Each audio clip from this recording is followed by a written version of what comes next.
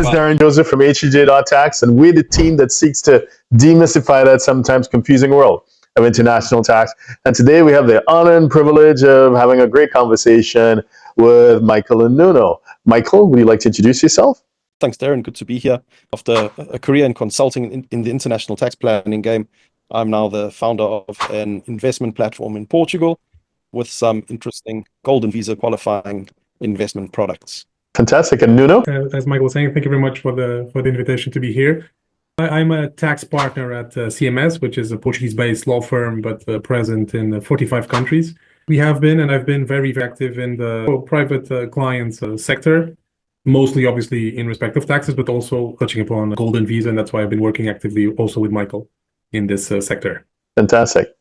And I guess the follow-on question from that, it would be for me, would be the US tax. You get to be the bearer of good news, but I unfortunately may have to be the bearer of not so exciting news, to the extent that whereas the fund would typically be free of Portugal tax, it won't be free of US tax if the investor is US exposed. And the designation that people hear about most commonly would be the PFIC designation. PFIC stands for Passive Foreign Investment Company. That's a designation that came up in the 1980s under the Tax Reform Act by then President Reagan.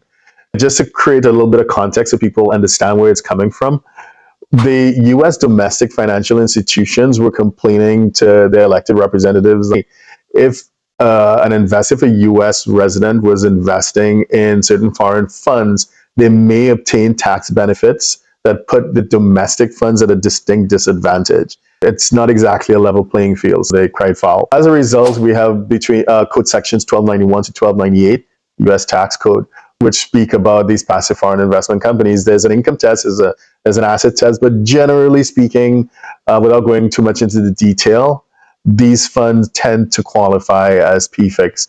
But that doesn't mean that they're unattractive. What that means is just that they need to be declared in a very specific way to the IRS when you're doing your personal returns. There's a form that's triggered, a Form 8621.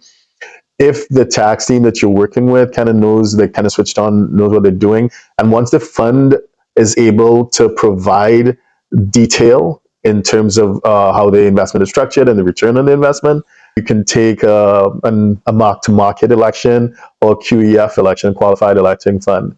That would, again, without going into the detail, but we can, if someone wants to know, it would create a less than punitive tax consequence.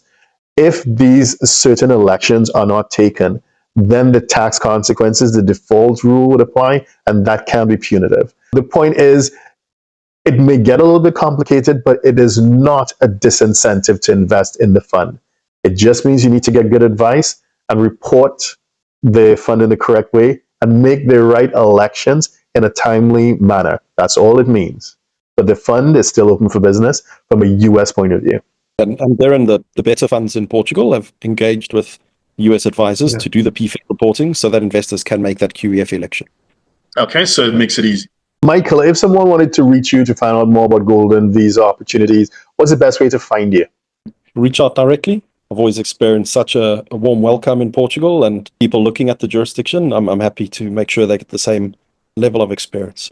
Email, it's available on my website, through LinkedIn. I'm generally very, very responsive. Looking forward to engaging with a few more people.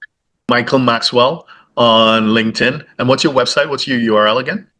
It's portugalpanorama.com. So email address is michael@portugalpanorama.com. Fantastic. And Nuno, what's the best way to find you? Look, I think that, again, the email is an option, which is nuno.santos@cmsportugal.com. I think it's probably the best way. And then obviously you engaging, we can talk via WhatsApp or phone, it's fine. All of them work. Fantastic. Thank you very much, and we'll see you next time.